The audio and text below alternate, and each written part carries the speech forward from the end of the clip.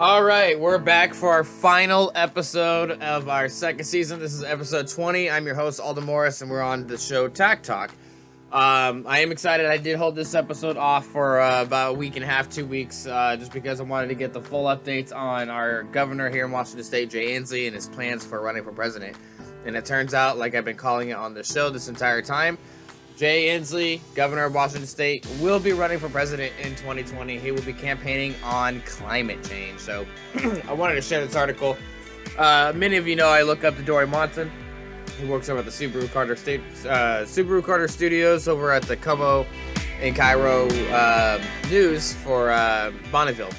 And that's the radio station, 97.3. Dory wrote an article for his Cairo radio website.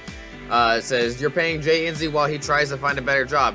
And that's what I've been telling you guys for this last year. Since at least 2018, Jay Inslee has obviously been hinting and secretly financing his campaign for presidency while allocating, not just bringing in, but allocating finances to that campaign. And he's been doing this while working as our governor. While he's supposed to be responsible and, he campaigned on his second term of governor here in Washington State on not raising any taxes. He's done nothing but raise taxes and go against everything he ever campaigned on. And now he's running for president on our tab. So I want to read this article. And then I have another article that has a movie clip that I want to play for you guys as well. So this one starts out, now that he has announced his candidacy for president and is officially on the campaign trail, Jay Inslee is galvanizing around the country even more than he was before to give speeches and going on every cable news show that will have him, which is basically just MSNBC and CNN. As I said on Friday, when Inslee announced his campaign, this is speaking on Dory Monson's behalf, this begs the question, who is paying Inslee on the days that he shrinks his duty as our governor and goes off trying to find a better job? The presidency. We, the taxpayers, pay Jay Inslee $177,000 a year to be our governor. Is it fair for him to get paid for days that he abandons his job as governor in favor of trying to get a better gig? Then there is the matter of Inslee's lieutenant governor, Cyrus Habib, who fills in for him when he's off campaigning. Cyrus Habib is the guy who was too scared to do his only real job, that of presiding over the state of the state, because our Constitution allows people to carry guns at the state capitol. That shows you the kind of wimpy guy we've got running things while Inslee is gone. Habib is also the guy who made fun of worried small business owners on Twitter when the hairdresser bill was still being debated. So Cyrus Habib, who already makes a really nice six-figure salary despite refusing to do his job, gets an extra $291 a day every day that Inslee is gone. According to the Seattle Times, if you add all those extra days onto a salary of about $104,000, it works out to a pretty hefty paycheck, and it's the taxpayers who cover that. Can anyone explain to me why Jay Inslee or his campaign don't pay the $291? Don't you think it should be their duty to pay a guy to do Inslee's job while he's out looking for a better job? Let's say that you work at Microsoft and a high-tech company in Silicon Valley has an opening for a higher-paying job. Do you think you could tell your boss that you'd be going down there for an interview on a weekday without taking a sick or vacation day and still want to get paid by Microsoft that day? What do you think your reception would be from your boss? Well, we the people are the boss of the governor, and yet we put up with that. That's the end of that article there. So it's just a brief article making a point. And it's funny because I've made this point several times on my talk show, so I really do hope that Dory Monson tunes into my TACTALK episodes, because that'd be great, because, it'd make me feel better. But, it'd be an honor to be on his show one day to be able to speak about this same topic. But that is something I pointed out weeks ago, was who's going to be paying Jay Inslee to not only finance his campaign, but also who's going to be paying him to do this while he's already working for us. I mean, as far as I know, he's got a due date when it comes to his last day as governor here for Washington State, and he should start campaigning after that due date. However, because he's getting paid $177,000 a year, and he thinks he knows better, he wants to tell us how we need to live, things like that, he's going to do his own thing, apparently, and we're going to have to pay for it. So more people need to speak out about this. More people need to get upset about this. More people need to point out the obvious, that this is wrong and that he's stealing from our taxpayers. Now, Inslee has been asked to pay back the state for campaign costs that affect state taxpayers. Now, that's another thing. This was just announced March 6, 2019. Today is March 8, 2019, so about 2 days ago. This was announced. I'm going to play a quick clip for you guys, so tune in. Well, Eric, the governor says he can do his work here at the state capitol and run for president, but there's an expense with that because every time he leaves the state, the lieutenant governor gets a little bump in salary, and there's an expense with that, as well as the protection the governor is receiving when he's on the campaign trail. When we first put the system in, it's been 40 years since a Washington state lawmaker has made a bid for the presidency. We care about the press. Be careful, everybody. They may be fake, but they're our friends. Jay Inslee was in Iowa this week campaigning at a plant that makes solar panels, a perfect fit for his green agenda. I don't want to take the green out of my constituents' pockets to pay for him to promote his green agenda. But the green Republican State Senator Phil Fortunato is referring to is different. It's money.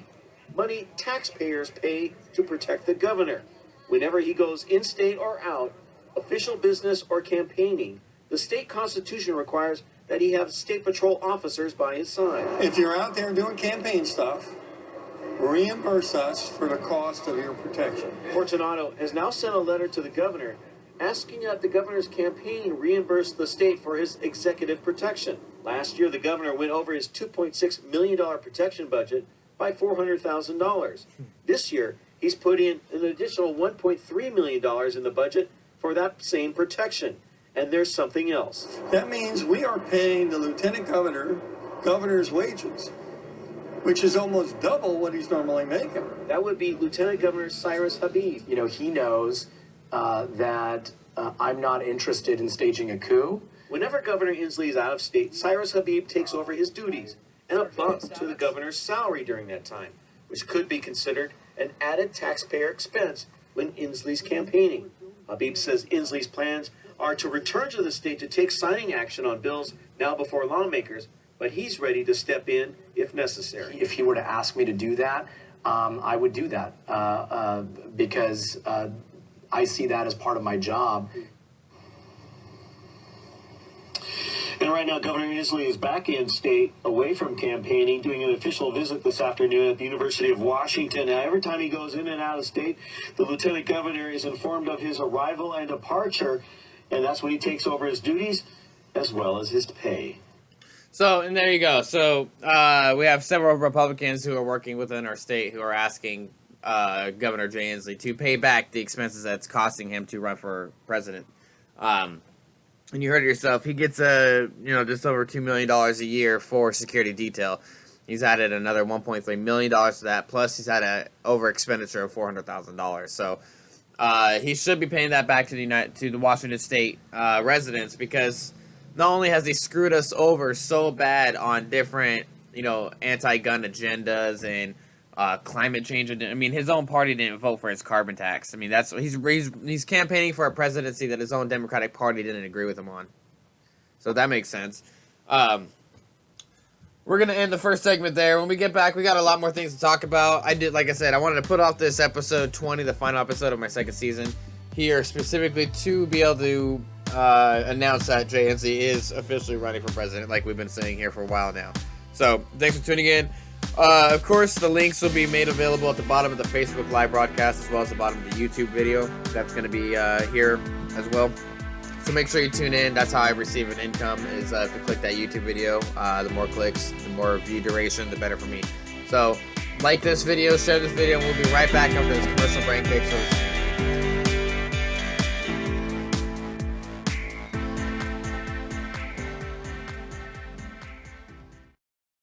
Bees Combat Systems at beescombatsystems.com, protecting those who prepare. 801-987-0893 for custom body armor carriers and tactical gear for military, law enforcement, contractors, corporate security, responsible citizens, and border patrol. Bees Combat Systems at beescombatsystems.com. 801-987-0893.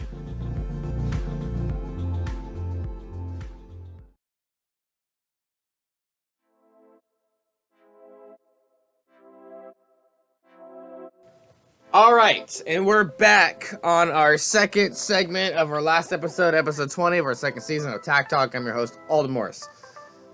Last segment, we spoke about how Governor Jay Inslee is now officially running for a presidency, and he's going to have to pay back the Washington State residents for the amount totaling his security detail. I mean, He's taking advantage of us big time, so he's gonna have to pay that back. We have a Republican senator pushing it through. We need to keep this thing going. What I wanted to point out for this segment is one good thing, and that's from the Washington State Firearms Coalition, February 27th. It says, great news, Bill 1286 banning assault weapons based on certain features failed to advance and will not go to the floor for a vote. It's likely dead until 2020. So what that means is, like the Clinton assault weapons ban from 1994 to 2004, there's a 10-year ban on assault weapons nationwide. And it made it basically look like you could ban firearms that were scary looking, that had the assault weapon verbatim about them, whatever you want to call that. This one failed to hit the floor, so it looks like we're not going to be banning guns because they look scary. However, what we do need to keep an eye out is some of the other bills that did move forward. So it says, not so great news, the fight is still on for the following. Did advance and will go to vote. Senate Bill 5062, sponsored by Senator Patty Kerderer, Democrats, was filed at the request of Attorney General Bob Ferguson, obviously Democrat. It's SB 5062 would ban the possession of ammunition magazines with a capacity greater than 10 rounds. So screw that. Come and take them, Bob Ferguson, you freaking prick. And Senator Patty Kerderer doing Attorney General Bob Ferguson's bidding. This is ridiculous. Obviously, Bob Ferguson, he needs to get the fuck thrown out. So excuse my French there. Senate Bill 5174, sponsored by Senator Guy Palumbo, would increase the government red tape that law-abiding citizens must go through in order to obtain a CPL, concealed pistols license, or a concealed weapons permit by requiring a mandatory training course. Now, what that means is if you go buy a weapon, firearm for self-defense, they're going to make you take a training course. Now, I'm not necessarily against that. I believe in the whole phrase, train like you fight. So if you see yourself grocery shopping and being most likely attacked in a grocery store parking lot, you must train for that kind of scenario. However, the training is mostly on you. There is no system of a curriculum that says that once a member of society has completed this training course, they are now ready to carry a gun every day. You'll never be fully prepared for what kind of situation you might find yourself in. I mean, we have active shooter situations. We have people who just want to rob you. You have a situation you might have to defend someone else. You have a situation where, we could have a terrorist attack. You might have an invasion of this country. You're never going to be fully prepared. However, you should take the training upon yourself. I mean, I'm not against someone getting the proper training to be able to be confident when carrying and using their firearm. However, to set a state preemptive legislation on the curriculum that would allow someone to carry a firearm. I mean, does that mean I automatically qualify? I don't have to take the course because I have a YouTube channel that shows different firearms courses on how to properly prepare yourself. I mean, I alone have hundreds of hours of firearms training, yet I wouldn't even feel comfortable writing curriculum based on that for someone else to have to pass in order to carry their own firearm. That alone, that's a violation of the Second Amendment right there. You have the right to carry your firearm, trained or not. Moving on. Senate Bill 5434, sponsored by Senator Claire Wilson, another Democrat, would increase the areas where law-abiding citizens are prohibited from possessing firearms, including holders of concealed pistol licenses or concealed weapons permits, carrying a handgun for self-defense. It would allow local governments to make public parks and recreational facilities into gun-free zones where law-abiding citizens would be unable to defend themselves and their loved ones against criminals who simply ignore such arbitrary boundaries. In addition, it would mandate that child care facilities be gun-free zones and post signs indicating so. So basically, the government believes that gun control works so well that they want more gun-free zones. That they believe that if I post a sign on this daycare center that says no guns allowed, that criminals are going to obey that. Again, Initiative 1639 would do nothing to prevent any of these. Senate Bill 5434 would do nothing to prevent any future crime. You're literally punishing the law-abiding. So if I want to go pick up my child from school, and I happen to have my firearm on my hip, concealed, and you find out I'm now breaking a law, yet I'm not even using the firearm in a threatening manner. I'm not using my firearm to hurt or harm anybody. I'm using my firearm as simply as a tool for protection while picking up my child from school, yet I'm the criminal now.